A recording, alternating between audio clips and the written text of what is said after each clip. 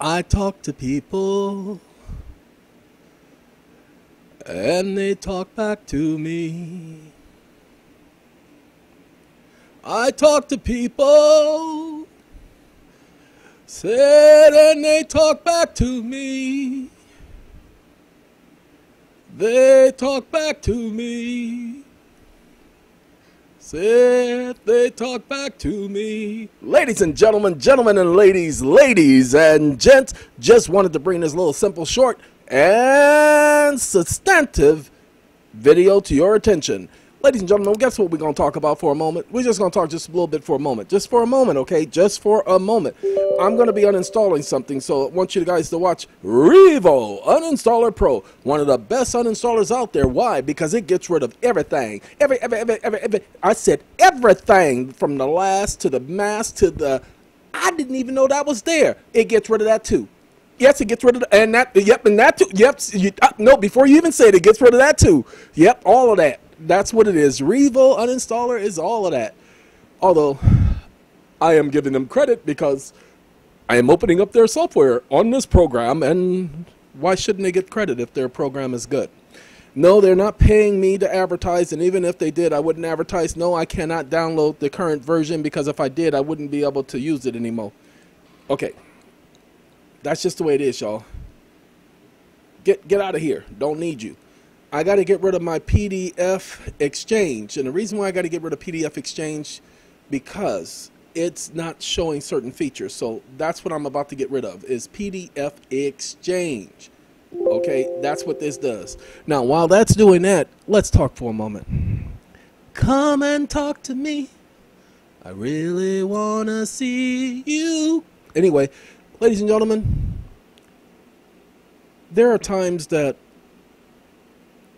I sit up here and I think about all of you. And I'm not joking. I think about all of you as a group, as a whole, and individually. Many of you are trying to figure out all of this junk. You're trying to figure out how to navigate through this system, but you got one problem after the other. And I was just having a conversation with someone. No, I'm going to be honest with you. I was having a conversation with my God. And I was telling them, I said, but these people, look at all the struggling that they've done. Look at all the struggle that they went through. I was thinking about my mother. You were thinking about your mommy? I was thinking about my mammy. I said, Mammy? You know, I was just thinking about her. And while I was thinking about my mother, I was taking a walk. I walked for about 3 miles today. And said I was going to do that. But when I walk, my large toe, big toe, you mean that big toe that's on the bottom of your feet? That's right, the big toe on the right foot.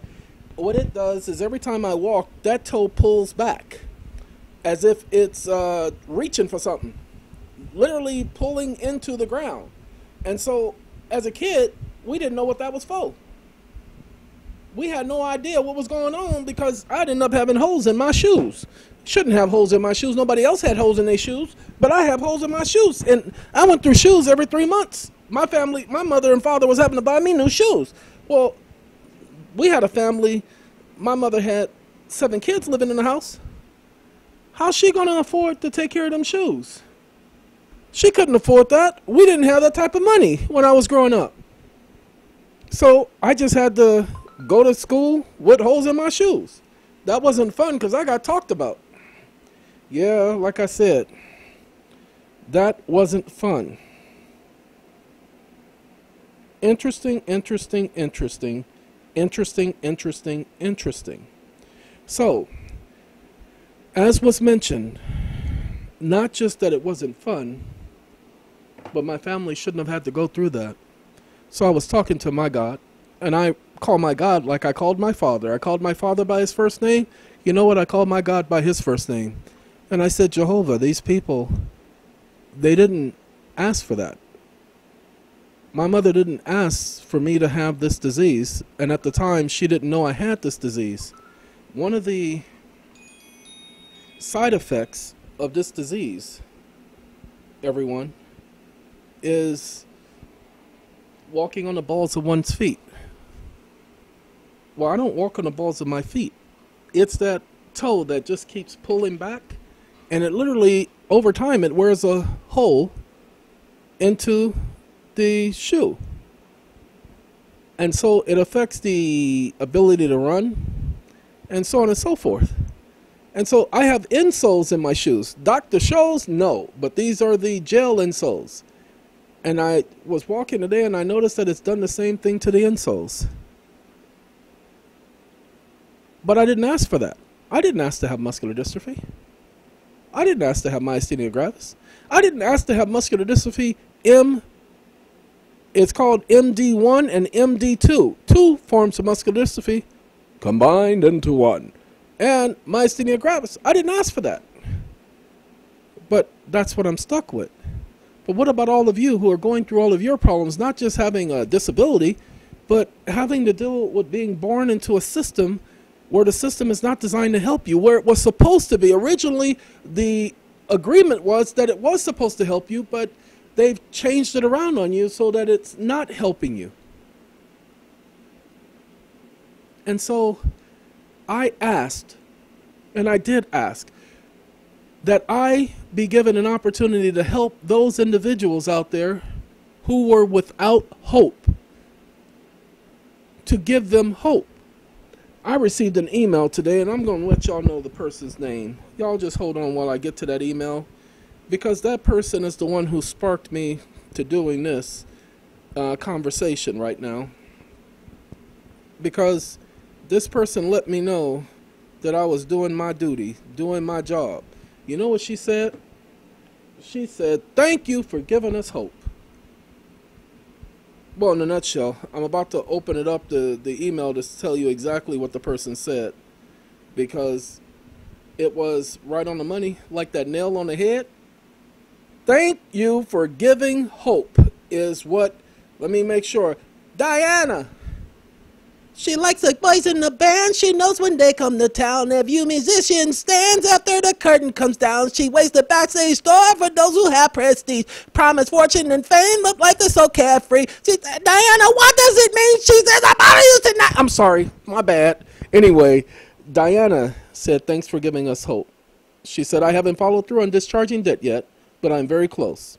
And I believe you and yours have done an excellent job." That is an understatement. If this all works out, please contact us for anything you need help with. Plus, consider myself as part, or yourself as part of our family, and we'll expect you to come and have fun with us. Okay? Make sure you guys understand. I understand. Diana, I get it. And that's the whole point. There are a lot of people out there who are without hope. We see it on TV all the time. Some of the people actually get guns and decide to do things that normally they would never have thought of, because they get to the point where it's all lost. They don't have any more hope. They don't have any. There's nothing else to live for. I'm tired of people having nothing to live for. So, ladies and gentlemen, let me tell you what we have done. We have shown you that arbitration is the way. Why? They created that law back in 1925. They created that law for them. But under the laws of the United States, the laws must be uniform and they must be equal. It's called the Equal Protection of Law Clause. If they can do it, you can do it. Well, guess what? We weren't doing it. We didn't have an arbitration association. Told you all, if you got a group, form an arbitration association. The only problem you're going to have is directing people your way. So that's why you start off small. And you cannot have a predisposition. See, at SAA, one of the main rules that we gave that group when we put them together, because we don't control them. Trust me, we do not control them. All we do is logistics, and we make sure that they have everything they need. But we don't have any say-so in how they render a decision. They just have to be fair, they have to be honest, and they have to do it according to the terms of the contract. And that's what they've been doing. Well, the more success you have with rendering determinations, and we just showed you the case law. I'm going to show you guys something real quick. I got to be quick about it. Oh, no, I can't show it to you because it's in PDF. It's in PDF Exchange. It's the bill that I was working on. It is the bill that I was working on, so I can't show it to you guys. But we're working on a bill. After you get your arbitration award, you send out a bill. You go through the same process you're supposed to go through. Okay, you send out the bill. After you send out the bill, man, now you can go into court because you got your bill, and now you can do your taxes the right way. You feel me? You got me? Feel it? Got it? Good? There you go. Now, what's it going to do? See right here? I'm going to hit this right here. See, that says advanced. We're going to look for every shred of PDF exchange. Okay, because we ain't got no time for no PDF exchange just hanging around, lurking around in the background. That's what this program does. All right, ladies and gentlemen, after you get your bill, you take your arbitration award, and you have two options. You can file Chapter 13 bankruptcy, and you can introduce your arbitration award and offset all your debt. Now, not going to tell you to do that, not going to suggest you do that. Whew, ladies and gentlemen, I'm just telling you there are options. You can also file the correct paperwork with the Internal Revenue Service and receive those arbitration awards in the form of a refund. I'm not going to tell you how to do that because it's not the job here. That's not what I'm supposed to be doing. Can't talk to you about that. That's a SATCOM matter. But we're letting you know that there's so many options out there, and we've already shown you where the courts have no jurisdiction over arbitrations. In a nutshell, what I'm trying to tell you is my job was to try to provide remedy and relief for many of you, and that's what we tried to do. Many of you are not happy because things are not happening as fast as you want it to happen. I wish you'd pay attention. The more I try to give you information, the more they come my way. They did it in 2012. I told you all they were coming. Well, right now they're trying, but it's too late because I was able to get that arbitration and that contract in place. That's my protection. And so they're going to try to overcome that because their job is to make me not stand on my square concerning my contract. Too late. I already know the power I got. He got power. I got the power. Anyway, yay! I got the power. Anyway, ladies and gentlemen, you just have to know what you got. You have to know what you're doing.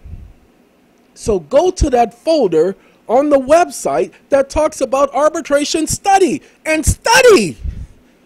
Learn everything you can about arbitration, what can and cannot happen. Learn it, learn it, learn it. It's right there. You don't have to pay for it. It's right there. The contracts are right there for you. You don't have to pay for it. It's all free. Why? Everybody else will be trying to make money off of this stuff. We're not trying to make money off of you. Pay attention. We're not trying to make money off you. I just told somebody I went to Goodwill today and got myself 3 pair of jeans. You know why I went to Goodwill? Because I simply can't afford to go no place else right now. All right, it's just that simple. I'm just letting you know. People, I keep trying to tell you, I'm not out here, SATCOM's not out here to try to make money off of you. You are not our cash cow. Okay, the government has promised to provide us what we need. So we're going to the government to get what we need. Okay, that's what we're doing. We're going to the government, to get what we need. That's where we're going. All right, ladies and gentlemen, I have to go because there is a SATCOM commissioners meeting tonight every Thursday night, and I got to be on that meeting because I'm a consultant, and so I got to go. So thank you all for letting me spit in your ear. Oh, you spit in my ear. That's so gross. And we will talk to you later. Have a good day. Have a good night. Have a goodbye.